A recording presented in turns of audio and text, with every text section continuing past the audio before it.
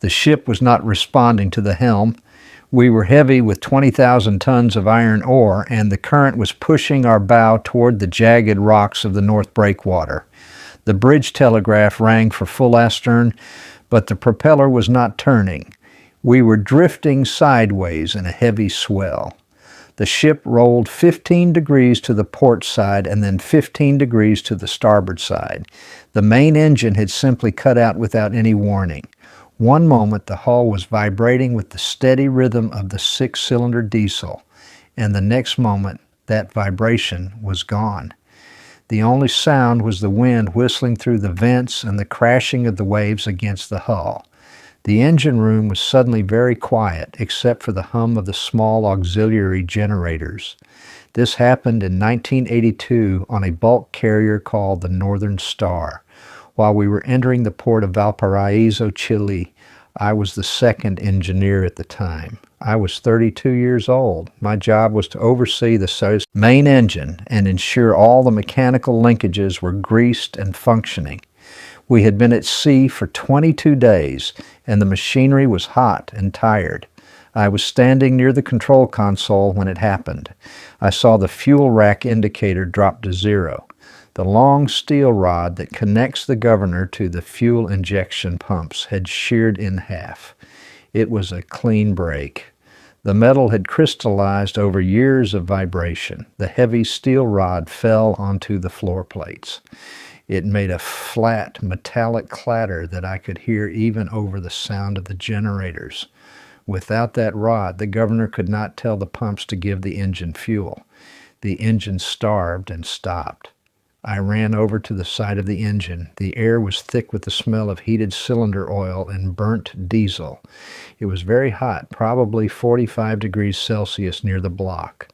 I reached out to touch the linkage, but the metal was too hot. I pulled my hand back. My palms were sweating, and the sweat made my grip slippery on the handrails. I looked at the broken ends of the rod. They were jagged and bright where the steel had snapped. Before I tell you how we tried to fix this while the ship was headed for the rocks, I want to ask you to subscribe to these stories. We share these true maritime reports to keep the history of our trade alive. Your support helps us reach more old sailors who remember what it was like before everything was controlled by computers. The chief engineer came running down the ladders. He was an older man from Scotland. He didn't say a word at first. He just looked at the broken rod on the floor. He looked at the telegraph, which was still ringing for power. He looked at me. His face was pale. He knew how close the rocks were. He grabbed the internal phone to talk to the bridge. I could hear the captain's voice screaming through the receiver.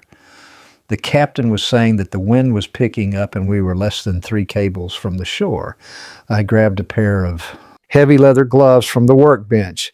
I needed to see if I could move the fuel racks manually. Each cylinder had its own pump, and all those pumps were normally moved together by the rod that was now lying on the floor. I put my weight against the first fuel rack. It was stiff. It was held back by a strong return spring. I pushed with all my might. The metal dug into the leather of my gloves. My boots slipped on the oily floor plates. I managed to move it just a few millimeters. It seemed impossible to control a 10,000 horsepower engine by hand while the ship was tossing in the waves. But you won't believe how we eventually got those pistons moving again. The ship took a deep roll. I had to grab a cooling pipe to keep from falling. The pipe was warm and covered in layers of gray paint. I felt the vibration of the hull as a large wave hit us. In the engine room, you can feel the ship fighting the water. When the engine is dead, the ship feels like a log. It loses its life. It feels heavy and clumsy. The third engineer arrived. He was carrying a box of tools, but he tripped on the bottom step of the ladder. His wrenches spilled out across the deck. The sound of the steel tools hitting the deck was sharp and loud. We both knelt down to grab them. My hands were shaking. I picked up a large adjustable wrench. It was heavy and cold. I tried to think of a way to bridge the gap between the broken rods. "We can't weld it," the chief shouted over the noise of the blowers. There's no time. We need to start the engine now or we're going to hit. We tried to use a piece of wire to lash the two ends together. I found some copper seizing wire in a locker.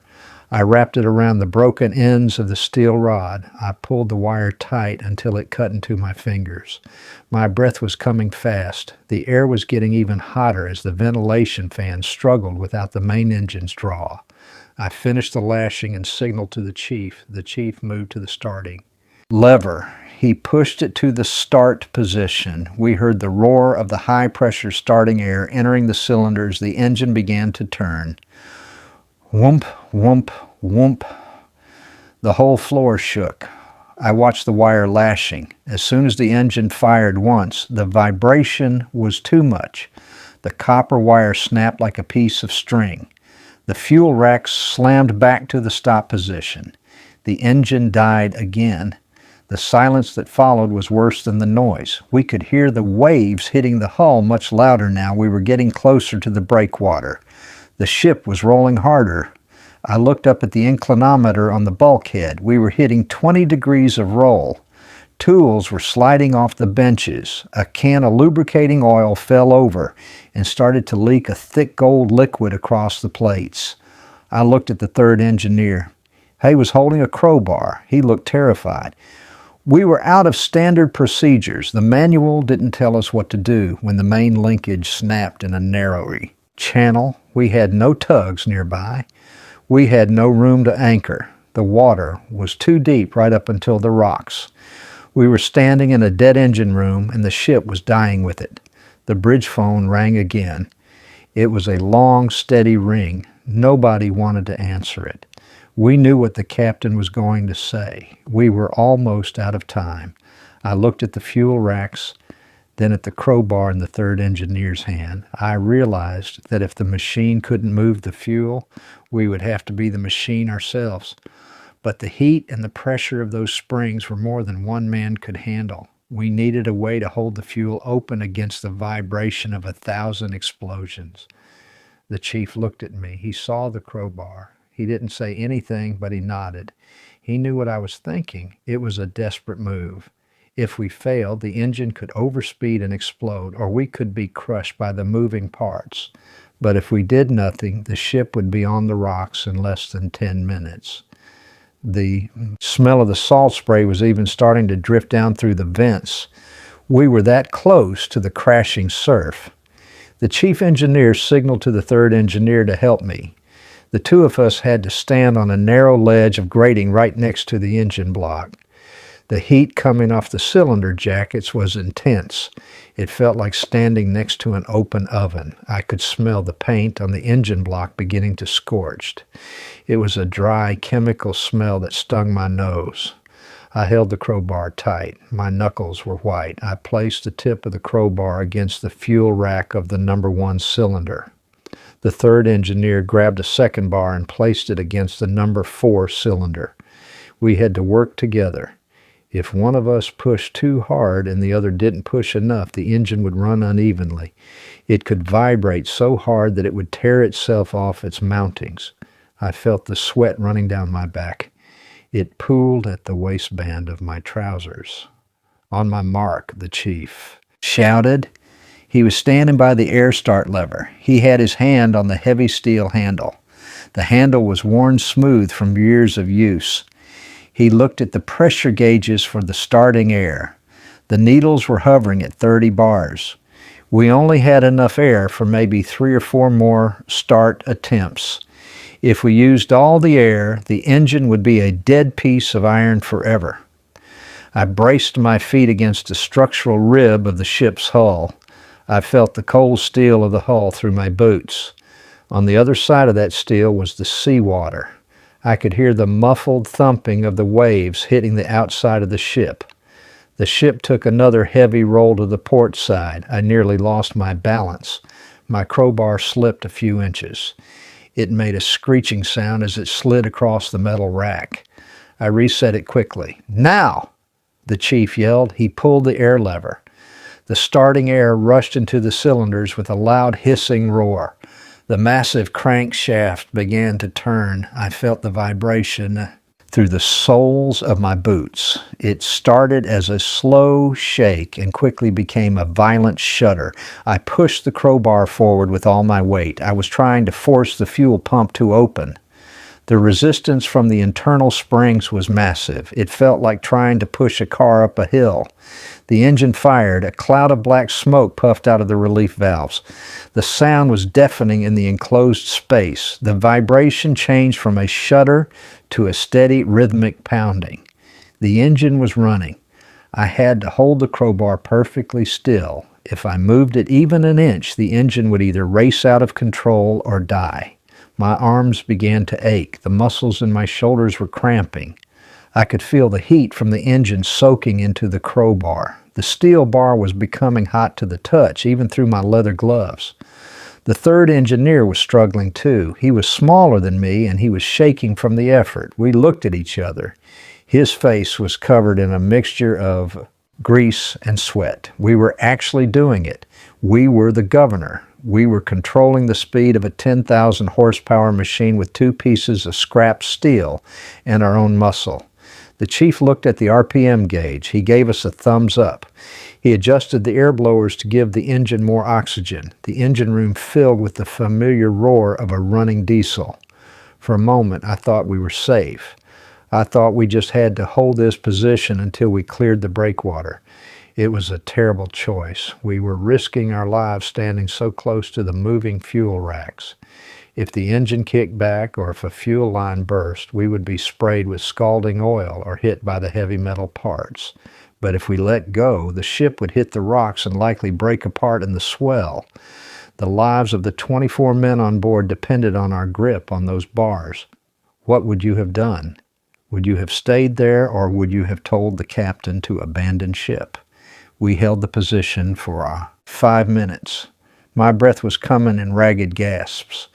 Every time the ship rolled, I had to use my core muscles to stay upright while keeping the pressure on the crowbar constant. The smell of unburnt diesel was thick in the air now. It made me feel slightly dizzy. I focused on a single bolt on the fuel pump. I told myself I just had to keep the bar aligned with that bolt. Then the false hope vanished. The ship took an especially deep roll to the starboard side. This was the side where the third engineer was standing. The floor plates were slick with the oil that had spilled earlier. As the ship tilted, his feet slid out from under him. He let out a short cry as he went down. His crowbar clattered to the floor and slid away, disappearing into the dark space under the floor plates. Without the fuel from his side of the engine, the load became unbalanced. The engine gave a horrible metallic groan. The vibration intensified. It felt like the whole ship was being shaken by a giant hand. My own crowbar was jerked violently. The force was so great that it nearly snapped my wrists. I tried to hold on, but the engine was dying. The RPM needle dropped like a stone. The engine gave one last weak thud and stopped. The silence returned, and it was even more terrifying this time. I looked at the third engineer. He was scrambled back to his feet, but his face was filled with despair. He began searching for the crowbar, but it was gone, lost somewhere in the oily bilge below the plates. "We're drifting again," the chief yelled. He had the phone to his ear. "The captain says we are less than 2 minutes from the rocks. He can see the white water from the bridge windows." I looked at my hands. The leather gloves were ruined. They were torn and soaked in oil. My arms felt like lead. We had tried the manual way, and it had failed because of a slippery floor. We didn't have another crowbar within reach. The main linkage was still broken on the floor, a useless piece of steel. The ship hit a large swell, and we heard a new sound. It was the sound of the hull grinding against something. It wasn't the main rocks yet, but maybe a submerged sandbar or a stray boulder. The whole ship shuddered. Dust fell from the overhead pipes. A light bulb in the ceiling shattered, leaving one corner of the engine room in shadows. We were out of time. The standard tools were gone. The manual effort had failed.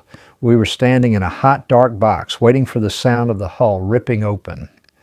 The chief looked at the workbench, then at a pile of old mooring ropes and chains in the corner. He looked at me with a desperate expression. "We need something that won't slip," he said. His voice was cracked. "We need a way to lock those racks open without us standing there." But there was nothing to bolt onto. The fuel racks were smooth. There were no holes to put a bolt through. We had no welding equipment ready. The ship was dying under our feet, and the breakwater was right there. We needed a crazy idea, something that no engineer would ever normally do to a multi-million-dollar engine. We needed to find a way to bridge the gap and hold the fuel open, or we were going to go down with the ship in the cold Chilean water. I looked around the engine room. My eyes landed on a heavy-duty chain block hanging from a lifting beam near the purifiers. It was a 3-ton manual hoist used for lifting heavy pump motors. Next to it, leaning against the bulkhead, was a long piece of galvanized scaffolding pipe we had used for some painting work the week before. "The chain block," I shouted to the chief. I pointed at the lifting beam. "If we anchor the chain to the frame and use the pipe to push the rack, we can tension it. It won't slip like the crowbar." The chief understood immediately. He didn't waste time talking. He grabbed a pair of heavy D-shackles from the tool rack. I ran to the chain block. It was heavy, weighing about 30 kilograms. I had to lift it off the hook. The steel felt cold and greasy. I strained my back as I hauled it over to the main engine. The chains clinked and rattled against my chest. Every link of the chain was covered in a thick layer of black grease that smeared onto my coveralls. I could hear the water crashing against the ship's hull even more clearly now. The ship gave a violent lurch. I nearly fell into the moving camshaft, but I gripped the chain block tight. The smell of the ocean was very strong. The salt air was mixing with the hot oil. It meant we were very close to the breaking waves. The third engineer grabbed the scaffolding pipe. It was about 2 meters long. We jammed one end of the pipe against the fuel rack of the number 3 cylinder. We wrapped the hook of the chain block around the middle of the pipe. The other end of the chain was shackled to a massive steel T-bar that formed part of the ship's internal frame. "Now, pull the chain," I yelled. I grabbed the endless loop of the hand chain. I pulled it down with both hands. Clack, clack, clack. The internal gears of the hoist groaned. The chain was dry and rusty in some spots, making a high-pitched squealing sound. I pulled harder. My arm muscles were burning. The pipe began to bend slightly under the pressure.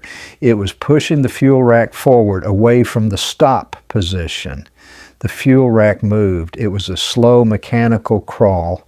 I watched the steel rod slide into the pump housing. I pulled the chain again. My hands were starting to blister under the gloves. The heat from the engine block was radiating onto my face.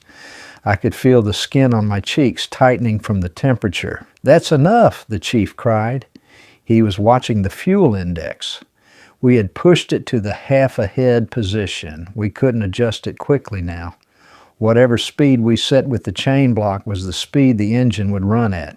The chief didn't wait. He hit the air start lever again. This was our last chance. The air tanks were almost empty.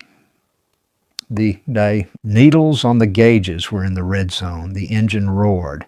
It was a deep guttural sound that shook the entire ship. Because we had locked the fuel racks at half ahead, the engine didn't just start, it surged. The floor plates vibrated so hard that my teeth rattled in my head. A thick cloud of gray smoke filled the lower level of the engine room. It smelled of sulfur and half-burnt fuel. I kept my hand on the chain block. I could feel the vibration of the running engine traveling through the chain and into my bones. The ship began to move. I felt the change in the motion of the hull. We were no longer drifting sideways. The propeller was biting into the water.